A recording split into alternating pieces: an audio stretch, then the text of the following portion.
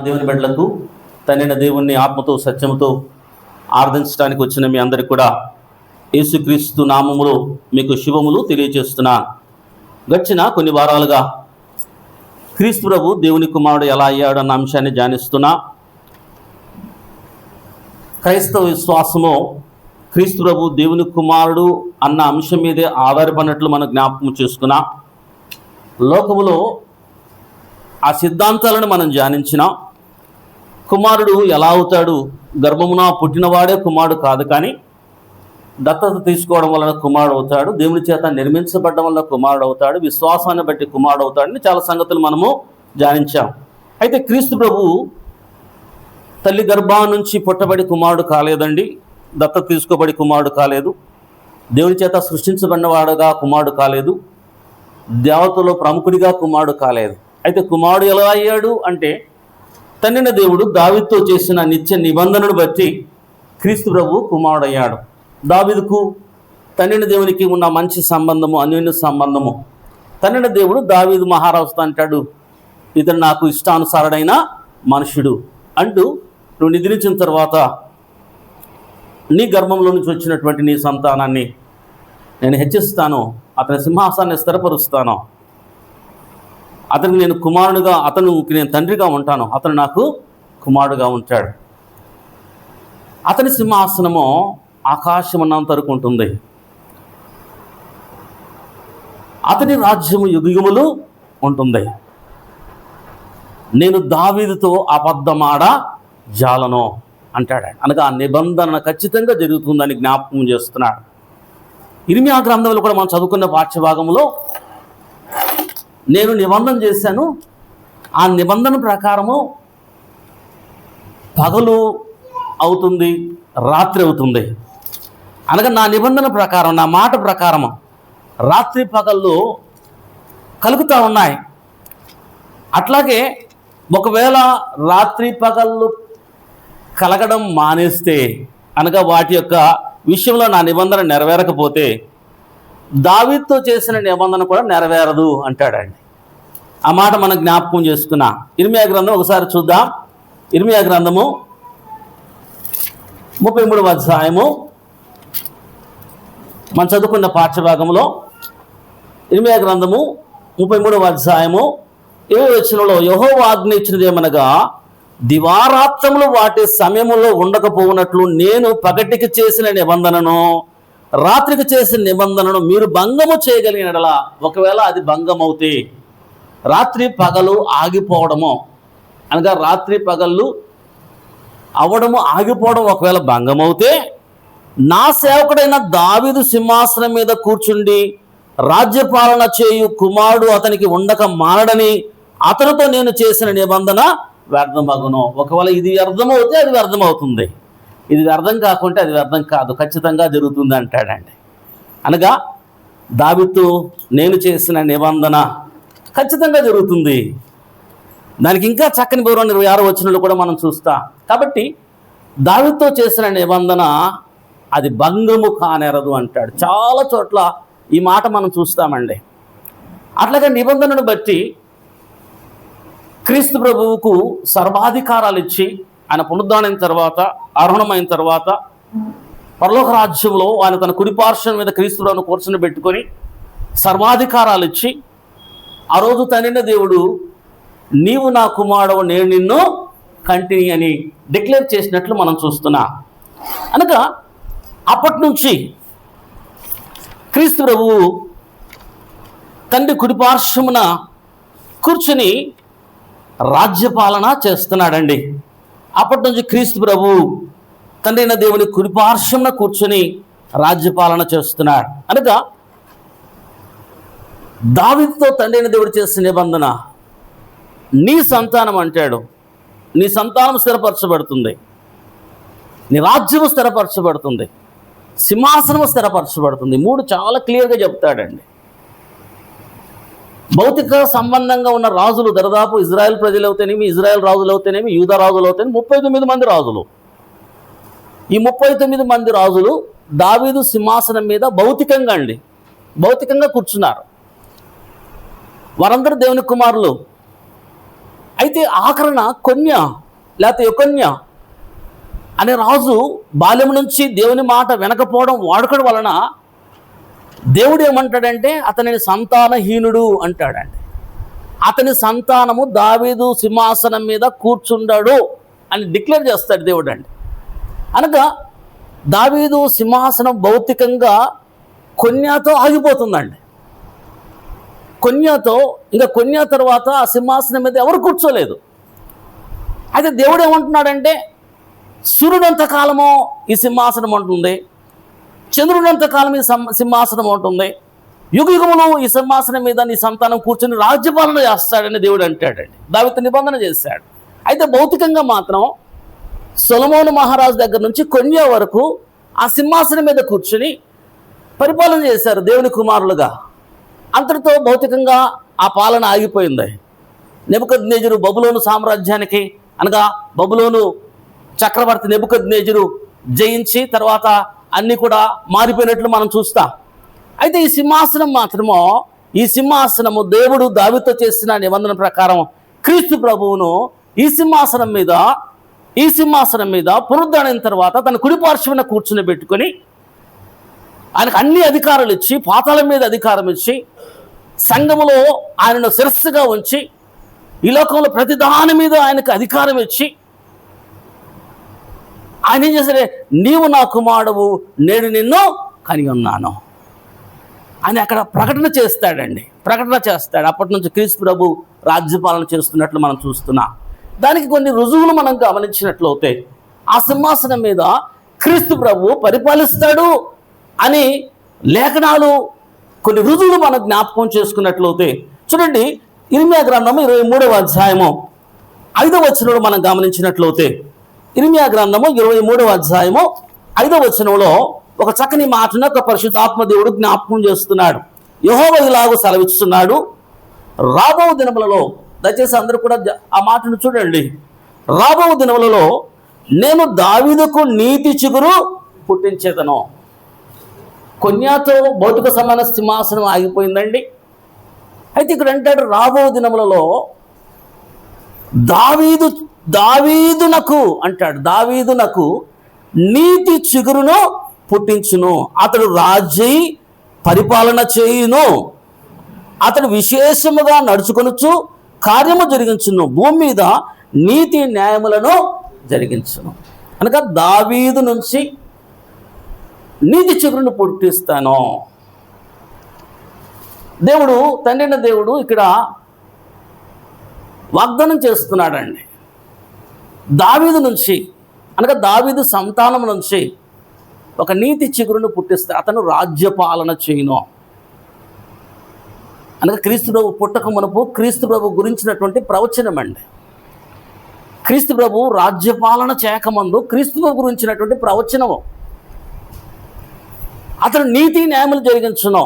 ఈ 39 మంది రాజులలో ఎవరు కూడా నీతి న్యాయములు జరిగించలేదండి.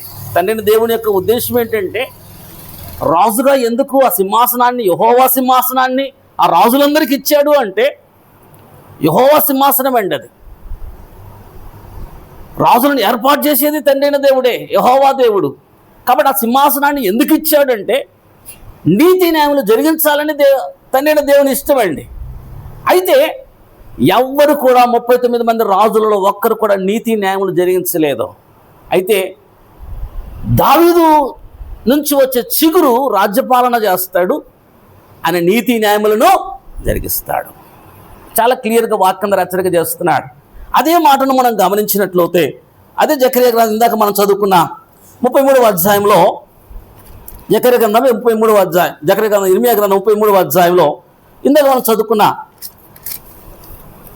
33వ అధ్యాయము 15వ వచనంలో, ఆ దినములలో ఆ కాలమందే నేను దావీదునకు నీతి చిగురు మొలిపించుదును, అతడు భూమి మీద నీతి న్యాయములను అనుసరించి జరిగించును. కాబట్టి దావీదునకు నీతి చిగురు మొలిపిస్తాను తండ్రి దేవుడు వాగ్దానం చేస్తున్నాడు, జ్ఞాపకం చేస్తున్నాడు. ఇంకా క్లియర్గా, ఇంకా స్పష్టంగా జకర్యా ప్రవక్త చక్కగా ప్రవచించినట్లు మనం చూస్తున్నామండి. జకర్యా గ్రంథము 6వ అధ్యాయము జకర్యా గ్రంథము 6వ అధ్యాయము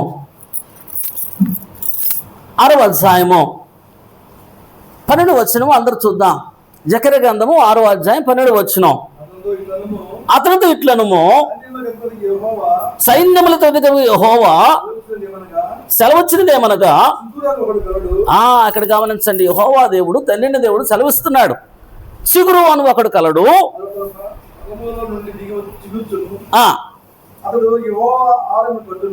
అతడు యెహోవా ఆలయమును కట్టును, ఇతడే యెహోవా ఆలయము కట్టును,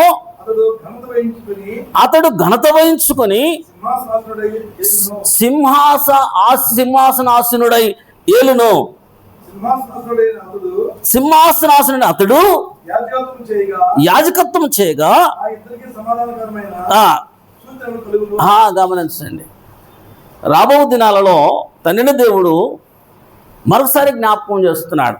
చిగురు అని ఒకడు కలడు, ఆయన తన నివాస స్థలం నుండి వచ్చును. అతడు ఏమంటాడంటే యెహోవా ఆలయమును కట్టును. చిగురు అనే అతను ఎక్కడి నుంచి వస్తాడంటే దావీదు నుంచి వస్తాడు. ఇంకా క్లియర్గా గమనించినట్లయితే యెషయా గ్రంథం 11వ అధ్యాయం 1వ వచనంలో నుండి ఏమంటాడంటే, యెషయా గ్రంథం 11వ అధ్యాయం 1వ వచనంలో, యెషయా మొద్దు నుంచి చిగురు పుట్టును. ఆ చిగురు ఇజ్రాయెల్ను ఏలబోతాడు, అతను రాజ్యపాలన చేస్తాడు. ఆ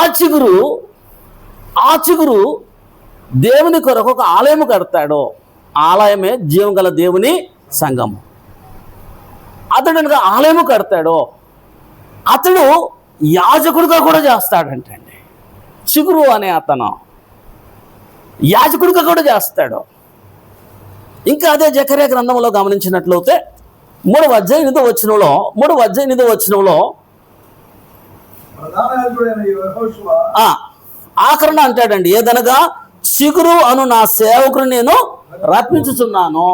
చిగురు అను నా సేవకుని నేను రప్పించబోతున్నాను. ఇర్మియా ప్రవక్త, జకర్యా ప్రవక్త చాలా క్లియర్గా ఆ సింహాసనము భౌతిక సింహాసనం అంతమైనప్పటికీ చిగురు అతను అని వస్తాడు. ఎక్కడి నుంచి వస్తాడంటే యెషయా మొద్దు నుంచి వస్తాడు. యెషయా కుమారుడే దావీదు. ఆ దావీదు సంతానం నుంచి చిగురు పుడతాడు. ఆ చిగురు ఏం చేస్తాడంటే రాజ్యపాలన చేస్తాడు. ఆ చిగురు యెహోవాకు ఆలయాన్ని కడతాడు. ఆ చిగురు నీతి న్యాయములను అనుసరించి పరిపాలిస్తాడు. ఆ చిగురు ఎవరు? చాలా క్లియర్గా వాక్యం చెబుతుందండి. ఆ చిగురు ఎవరు అంటే ప్రకటన గ్రంథంలో మనం గమనించినట్లయితే 5వ అధ్యాయము, ప్రకటన గ్రంథం 5వ అధ్యాయం, పరిశుద్ధాత్మ దేవుడు చాలా క్లియర్గా చిగురు ఎవరున్నది మనకు సమాధానం ఇస్తున్నాడండి. ప్రకటన గ్రంథం 5వ అధ్యాయం మొదటి నుంచి మనం చదివినట్లయితే చాలా శ్రేష్టమైన సంగతి అక్కడ మనం చూస్తాం. ప్రకటన గ్రంథం 5వ అధ్యాయం మొదటి నుంచి చదివినట్లయితే, మరియు లోపటను వెలుపటను వ్రాత కలిగి 7 ముద్రలు గట్టిగా వేసి ఉన్న ఒక గ్రంథము ఆ తండ్రి అయిన దేవుని కుడి చేతన లోపల బయట వ్రాయబడినటువంటి ఒక గ్రంథము తండ్రిని దేవుని కుడి చేతిలో ఉందంటండి. మరియు దాన్ని మొదలు తీసి ఆ గ్రంథం విప్పుటకు యోగ్యుడైన వాడు ఎవడని బలిష్ఠుడైన ఒక దేవదూత. గమనించండి, ఆ గ్రంథాన్ని ఎవరు విప్పుతారు? 7 ముద్రలు వేయబడ్డాయి. అయితే ఆ గ్రంథాన్ని ఎవరు విప్పుతారని ఒక బలిష్టమైన దూత అంటే బిగ్గరగా కేకేస్తుందంటండి. చదవన్నా. అయితే పరలోకమందు గాని భూమి మీద గాని భూమి క్రింద గాని ఆ గ్రంథం విప్పుటకైనను చూచుటకైనను ఎవరికి శక్తి లేకపోయాను. ఆ గ్రంథం విప్పుటకైనను చూచుటకైనను యోగ్యుడైన వాడు కనపడనందున నేను బహుగా ఏడ్చుచుండగా ఆ పెద్దలలో ఒకడు ఏడవకము. ఇక్కడ గమనించండి, ఆ గ్రంథాన్ని విప్పగలిగినటువంటి యోగ్యుడు సమర్థుడు ఎవరంటే దావీదు చిగురైన యూదా గోత్రపు సింహము 7 ముద్రలు తీసి ఆ గ్రంథం విప్పుటకై దావీదు సింహము, యూదా గోత్రపు సింహము, దావీదు గోత్రములో పుట్టినటువంటి దావీదు చిగురైన యూదా గోత్రపు సింహము ఆ 7 ముద్రలు విప్పటానికి యోగ్యులు ఆయనే అనేసి ఆ పెద్దలు అంటారండి. 9వ వచనంలో ఆ పెద్దలు నీవు ఆ గ్రంథము తీసుకొని దాని విప్పుటకును యోగ్యుడవు, నీ వధింపబడిన వాడై నీ రక్తం ఇచ్చి ప్రతి వంశములోను ఆయా భాషలు మాట్లాడేవాళ్ళను ప్రతి ప్రజలోను ప్రతి జనములోను దేవుని కొరకు మనుషులను కొని మా దేవునికి వారిని ఒక రాజ్యముగాను యాజకులుగాను చేసేది కనుక వారు భూలోకమును ఏలుదురని క్రొత్త పాట పాడుదురు. కాబట్టి రక్తము చిందించి ప్రజలను కొనే దేవుని ఒక రాజ్యముగా చేశాడు. ఎవరంటే దావీదు చిగురైన యూదా గోత్రపు సింహము. గమనించండి, రాజ్యపాలన చేయటానికి సింహాసనం మీద కూర్చొని, యెహోవా సింహాసనం మీద కూర్చొని రాజ్యపాలన చేస్తూ నీతి న్యాయములు జరిగిస్తూ దేవుని కొరకు ఆలయం కట్టేవాడు ఎవరు అంటే చిగురు. ప్రవక్తలు ప్రవచించారండి. ఆ చిగురే ఆ గ్రంథాన్ని విప్పడానికి యోగ్యుడు. ఆ చిగురే వధింపబడిన వాడే తన రక్తముతో అనేక ప్రజల్లో నుంచి అనేకమైనటువంటి ఆయా జాతుల్లో నుంచి దేవుని కొరకు ప్రజలను కొని దేవుని కొరకు రాజ్యముగా యాజకులుగా చేసిన వాడు ఆ చిగురండి. ఆ చిగురు ఎవరు అంటే ఇంకా చాలా క్లియర్గా చెప్తున్నాడు. ప్రకటన గ్రంథంలో గమనించినట్లయితే ప్రకటన గ్రంథం 22వ అధ్యాయము,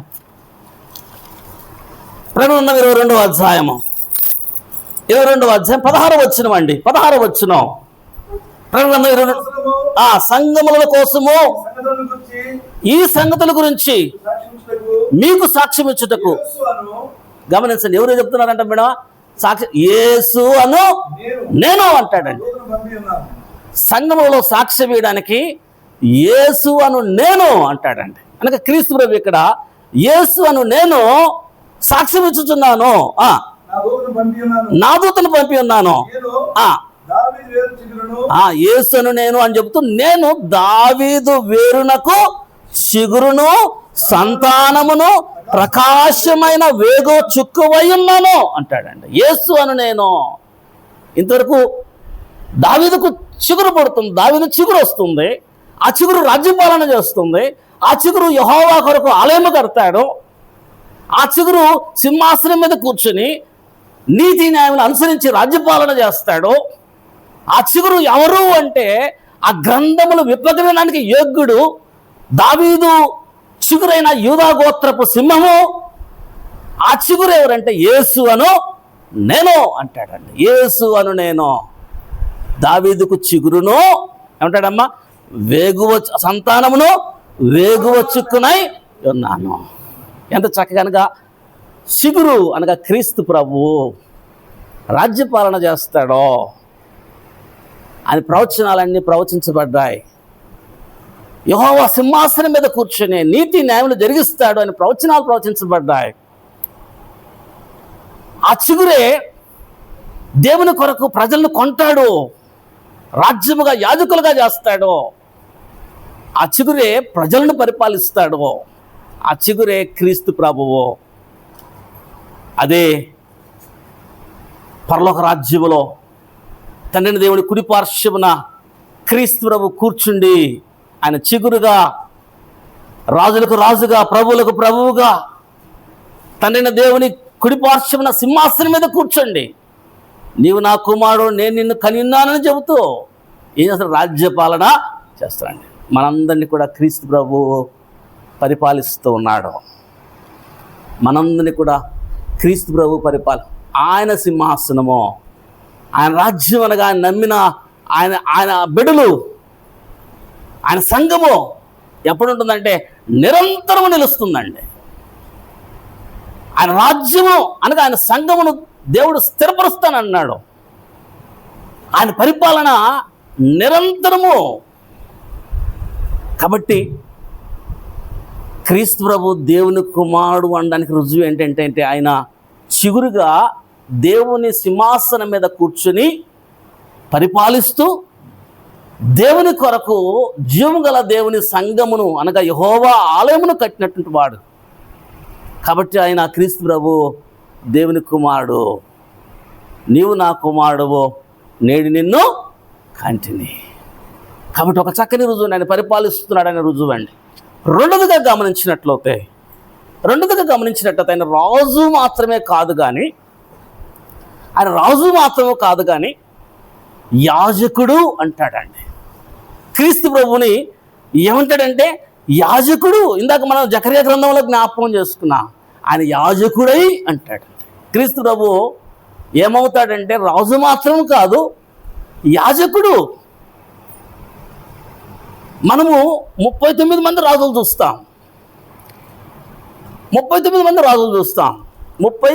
మంది రాజులలో రాజులే కానీ యాజకులు కాదండి. వారు యాజకత్వం ఎవరూ చేయలేదు. 39 మంది రాజులు, యెహోవా సింహాసనం మీద కూర్చున్నటువంటి 39 రాజులలో ఎవరు యాజకత్వం చేయలేదు. వాళ్ళు రాజులే. మనందరూ తెలుసు, ఉజ్జియా ఏం చేశాడంటే రాజుగా ఉండి నాకు గర్వించి యాజకత్వం చేయడానికి, ధూపం వేయడానికి యెహోవా ఆలయంలోకి వెళ్ళాడు. ధూపం వేస్తుంటే ఏం జరిగిందమ్మా? అక్కడ నొసట కుష్టి పట్టింది. అనగా రాజు పరిపాలన చేయాలి, యాజకత్వం చేసే బాధ్యత దేవుడు యాజకులకు ఇచ్చాడు. అయితే రాజుగా ఉండి యాజకత్వం చేయబోయాడు.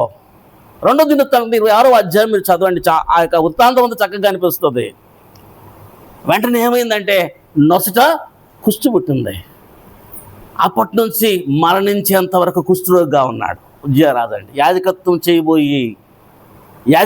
చేయబోయి ఏం తెచ్చుకున్నాడంటే కుష్ఠరోగం తెచ్చుకున్నాడు. అయితే రాజుగా ఉండి యాజకుడైన వారు ఎవరంటే ఒక క్రీస్తు ప్రభు మాత్రమే. ఆయన రాజు దావీదు సింహాసనం మీద అనగా యెహోవా సింహాసనం మీద కూర్చున్నటువంటి దావీదు చిగురైనటువంటి యూదా సింహము. ఆయన రాజు, ప్రభువులకు ప్రభువు, తండ్రిని దేవుని చేత పట్టాభిషేకము చేసి ఆనంద తైలముతో అభిషేకించబడి రాజుగా చేయబడినటువంటి క్రీస్తు ప్రభు అండి. క్రీస్తు ప్రభు ఆయన రాజు. అంత మాత్రమే కాకుండా ఆయన యాజకుడు అంటాడండి. ఆయన యాజకుడు ఆ మాట మనము చూద్దాం. చూడండి 110వ కీర్తనలో ఒక మాట మనం చూద్దాం. 110వ కీర్తన గ్రంథం 110వ అధ్యాయము 110వ అధ్యాయం మొదటి నుంచి మనం చదివినట్లయితే ఇక్కడ ఏమంటాడు? ప్రభువు నా ప్రభువుతో అనగా ప్రభు ఎవరు, నా ప్రభు ఎవరు? దావీదు మహారాజు ఇక్కడ రాస్తా ఉన్నాడండి దావీదు కీర్తనలో. ప్రభువు నా ప్రభు తనక తండ్రైన దేవుడు క్రీస్తు ప్రభుతో సెలవిస్తున్నాడండి. ప్రభువు నా ప్రభుతో సెలవిచ్చినదేమనగా తండ్రైన దేవుడు క్రీస్తు ప్రభుతో సెలవిచ్చిన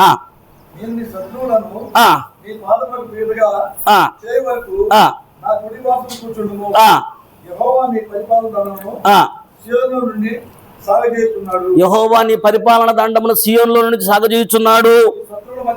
నీ శత్రువుల మధ్యను నువ్వు పరిపాలన చేయము. యుద్ధ సన్నాహదినమున నీ ప్రజలు ఇష్టపూర్వకంగా వచ్చెదరు. నీ యవనస్తులలో శ్రేష్ఠులు పరిశుద్ధాంకృతులై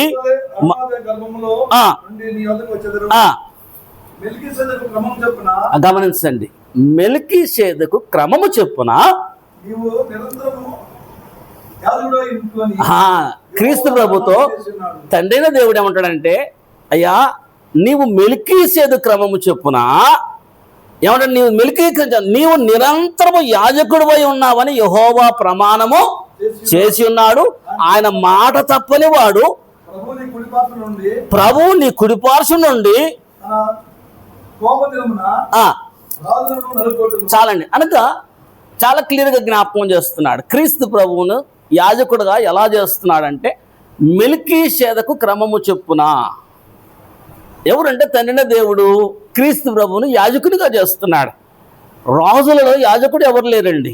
క్రీస్తు ప్రభు యాజకుడిగా చేసింది ఎవరంటే తండ్రిన దేవుడు. ఏ క్రమములు అంటే అహరోను క్రమములో కాదండి, మెల్కీషేదెకు క్రమములో. మెల్కీషేదెకు క్రమములో క్రీస్తు ప్రభువును యాజకునిగా చేశాడు.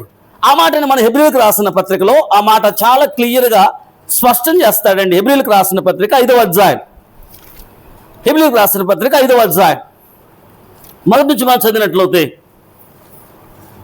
హెబ్రీయులకు రాసిన పత్రిక 5వ అధ్యాయం మొదటి నుంచి అండి. ప్రతి ప్రధాన యాజకులను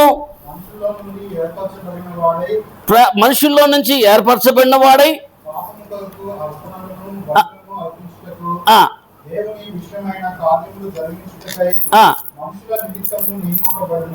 కాబట్టి ప్రతి యాజకుడు మనుషుల నిమిత్తము నియమించబడతాడు. ఎక్కడి నుంచి అంటే మనుషుల్లో నుంచే నియమించబడతాడు. చదువునా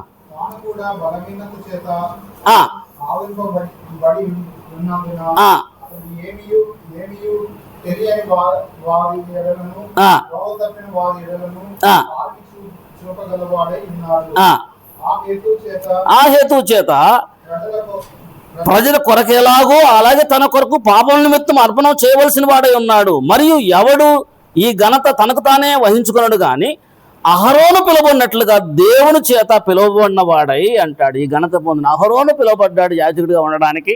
అలాగనే క్రీస్తు ప్రభు దేవుని చేత పిలువబడ్డాడు. అటువంటి క్రీస్తు కూడా ప్రధాన యాజకుడుటకు తను తానే మహిమపరచుకోలేదు. క్రీస్తు ప్రభు ప్రధాన యాజకుడు అవ్వడానికి తను తాను మహిమపరచుకోలేదు. కానీ నీవు నా కుమారుడు, నేడు నిన్ను కని ఉన్నాను అని ఆయనతో చెప్పిన వాడే ఆయన మహిమపరచను. ఆయనే చేశాడండి.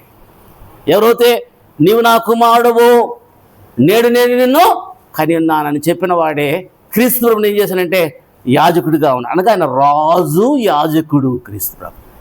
ఎవరి చేత ఏర్పాటు చేయబడిన వాడంటే తండ్రి దేవుని చేత ఏర్పాటు చేయబడిన వాడండి క్రీస్తు ప్రభు. ఆయన యాజకుడు, తండ్రిన దేవునికి యాజకత్వము తను తాను అర్పణగా బలిగా అర్పించుకున్నటువంటి యాజకుడు. తండ్రిన దేవుడే యాజకుడిగా క్రీస్తు ప్రభును మహిమపరిచాడు. సింహాసనం మీద కూర్చుండబెట్టి నీవు నా కుమారుడు, నేను నిన్ను కని ఉన్నానని చెప్పిన వాడే మెల్కీషేదెకు క్రమము చెప్పున క్రీస్తు ప్రభువును యాజకునిగా చేసినట్లుగా మనం చూస్తున్నాం. కాబట్టి క్రీస్తు ప్రభువు యాజకుడు, రాజైన యాజకుడు అంటాడండి. ఒక మాట మనం చూద్దాం. మొదటి మీకా గ్రంథం ఒకసారి మనం చూద్దాం. ఇంకా క్షమించండి, ఇంకా చాలా క్లియర్గా మనకు 6వ వచనంలో నీవు మెల్కీషేదెకు క్రమము చొప్పున నిరంతరము యాజకుడు అయి ఉన్నావని మరచోట వ్రాయబడి ఉన్నది. శరీరధారై ఉన్న దినములలో మహారోధంతోనూ కన్నీళ్లతోనూ తన మరణం నుండి రక్షింపగలని ప్రార్థనలను యాచనలను సమర్పించి భయభక్తులు కలిగి ఉన్నందున ఆయన అంగీకరించబడెను. ఆయన యాజకుడుగా ఏం చేస్తున్నాడంటే మహారోధనతోనూ కన్నీళ్లతోనూ మరణం నుంచి రక్షించగలని ప్రార్థనలను యాజకులు చేసి భయభక్తులు కలిగి ఉన్నట్లుగా మనం చూస్తున్నాం. అందుకే ఆయన అంగీకరించబడ్డాడు క్రీస్తు ప్రభు అండి. ఆయన కుమారుడండి తాను పొందిన శ్రమల వలన విధేయత నేర్చుకునేను. మరియు ఆయన సంపూర్ణ సిద్ధి పొందిన వాడై మెల్కీషేదెకు యొక్క క్రమంలో చేరి ప్రధాన యాజకుడిని దేవుని చేత పిలువబడి అంటాడండి. మెల్కీషేదెకు క్రమంలో చేర్చబడి ప్రధాన యాజకుడిగా ఎవరి చేత పిలువబడ్డాడంటే దేవుని చేత పిలువబడ్డాడు. కాబట్టి ప్రధాన యాజకుడిగా రాజు అయినటువంటి క్రీస్తు ప్రభువును తండ్రిన దేవుడు ప్రధాన యాజకుడిగా పిలిచి ఆయన యాజకత్వాన్ని అప్పగించినట్లుగా మనం చూస్తున్నామండి. కాబట్టి క్రీస్తు ప్రభువు రాజైన యాజకుడు అండి. మీకా గ్రంథము 5వ అధ్యాయం అందరికీ తెలిసిన మాట. ఓసారి మనం చూద్దాం. మీకా గ్రంథము 5వ అధ్యాయం 2వ వచనం. బెత్లెహేం ఎఫ్రాతా, యూదా వారి కుటుంబములో నీవు స్వల్ప గ్రామమైనను, గమనించండి, నా కొరకు ఇజ్రాయేల్ను ఏలబోవాడు నీలో నుండి వచ్చును. పురాతన కాలం మొదలుకొని శాశ్వత కాలం వరకు గమనించండి. అనగా ఇజ్రాయెల్ని పరిపాలించబోవాడు ఎక్కడి నుంచి వస్తాడంటే బెత్లెహేములో నుంచే వస్తాడు. బెత్లెహేము ఎఫ్రాతా, ఇజ్రాయెల్ని పరిపాలించేవాడు నీలో నుంచే వస్తాడు. క్రీస్తు ప్రభు బెత్లెహేములో పుట్టాడు. క్రీస్తు ప్రభు గురించిన ప్రవచనం అండి. కాబట్టి క్రీస్తు ప్రభు పరిపాలిస్తాడు. ఇజ్రాయెల్ని ఏలబోవాడు, పరిపాలించేవాడు ఎవరంటే క్రీస్తు ప్రభు. ఎప్పటి నుంచి పరిపాలిస్తున్నాడంటే ఆయన ఆరోహణమైన తర్వాత తన దేవుని కుడిపార్శ్వమున కూర్చొని దేవుని చేత నీవు నా కుమారుడు, నేను నిన్ను కంటింటిని అని ప్రకటించబడి సర్వాధికారాలు పొంది అప్పటి నుంచి ఆయన రాజ్య పాలన చేస్తున్నట్లుగా మనం చూస్తున్నాం. ఆయన రాజైన యాజకుడిగా ఉన్నట్లుగా మనం చూస్తున్నామండి. చూడండి, మొదటి పేతురు రాసిన పత్రిక 2:5 గమనించినట్లయితే, మొదటి పేతురు 2:5 చక్కని మాట మనం చూస్తాం. మొదటి పేతురు 2:5 యేసుక్రీస్తు ద్వారా దేవునికి అనుకూలమగు ఆత్మ సంబంధమైన బలు అర్పించుటకు పరిశుద్ధ యాజకులుగా ఉండునట్లు. గమనించండి, మనందరం కూడా యాజకులుగా ఉండినట్లు, మన సజీవమైన రాజుల వలె ఉండి ఆత్మసమైన బలులు మనము అర్పిస్తున్నాం. క్రీస్తు ప్రభు ప్రధాన యాజకుడు, మనందరం కూడా యాజకులు. మనందరూ కూడా దేవునికి ఒక రాజ్యముగాను యాజకులుగాను క్రీస్తు ప్రభు మనల్ని చేశాడు. కాబట్టి మనము ఆత్మసైన బలులు అర్పిస్తూ యాజకత్వం చేస్తాం. క్రీస్తు ప్రభు కూడా ఒక యాజకుడు, అనగా తండ్రి దేవునికి యాజకత్వం చేసేవాడు. కాబట్టి క్రీస్తు ప్రభు కూడా ఒక ఆరాధికుడు, తండ్రి దేవుణ్ణి ఆరాధన చేసేవాడు. ఎవరు కూడా యాజకుడిని ఆరాధన చేయరండి, యాజకుడిని ఆరాధన చేయరు. యాజకుడు ఏం చేస్తాడు? తండ్రి దేవుణ్ణి ఆరాధన చేస్తాడు. క్రీస్తు ప్రభు యాజకుడు, ప్రధాన యాజకుడు, దేవుని చేత యాజకత్వము చేయడానికి పిలబడినవాడు. మెల్కీసేదకు క్రమం చెప్పున దేవుని చేత పిలబడినవాడు. కాబట్టి ఇప్పుడు దేవుని బిడ్డలారా, క్రీస్తు ప్రభు తండ్రి దేవునికి ప్రధాన యాజకుడిగా ఉన్నట్లుగా లేఖనాల్లో మనం చూస్తున్నాం. దేవుని చేత పిలవనట్లు మనం చూస్తున్నాం. కాబట్టి ఇజ్రాయెల్ని పరిపాలించేవాడు ఎక్కడ ఉండి పరిపాలిస్తాడంటే తండ్రి కుడిపార్శ్వమున కూర్చుండి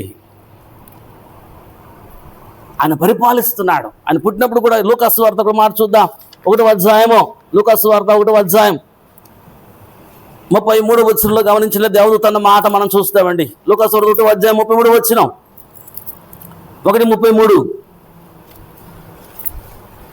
అంతకుముందు మనకు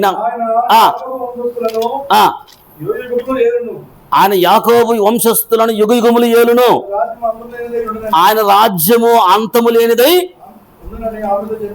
గమనించండి, యుగయుగములు ఏలుతాడు, ఆయన రాజ్యము అంతము లేనిది. క్రీస్తు ప్రభు రాజ్యము అంతము లేనిదండి. కాబట్టి క్రీస్తు ప్రభు రాజుగా యాజకుడిగా దేవుని చేత యాజకుడిగా ఏర్పరచబడి తండ్రి దేవుని కుడిపార్శ్వన కూర్చొని ఆరోహణమైన తర్వాత ఆయన పట్టాభిషేక్తుడై ఆయన రాజ్య పాలన చేస్తున్నాడు. లేఖనాలు ప్రవచనాలు కూడా అదే మనకు బోధిస్తున్నాయి. చిగురు పరిపాలిస్తాడు. ఆ చిగురు ఎవరంటే క్రీస్తు ప్రభు. ఇజ్రాయెల్ ఏలబడేవాడు ఎక్కడ ఉంటాడంటే బెత్లెహేములో పుడతాడు. ఆయన రాజ్యము యుగయుగములు ఉంటుంది. అనగా ఆయన రాజ్యం అంటే సంఘం, ఆ సంఘం అంటే మనమే అండి. కాబట్టి ఈ సంఘం యుగయుగములో ఉంటుంది, ఈ రాజ్యం యుగయుగములు ఉంటుంది. దావీదుతో చేసినటువంటి నిబంధన, నీ సంతాన్ని నేను స్థిరపరుస్తాను, ఆ రాజ్యం యుగయుగములు ఉంటుంది, ఆ రాజ్యాన్ని స్థిరపరుస్తాను, సింహాసనాన్ని స్థిరపరుస్తాను, నిరంతరం ఆ సింహాసనం ఉంటుంది.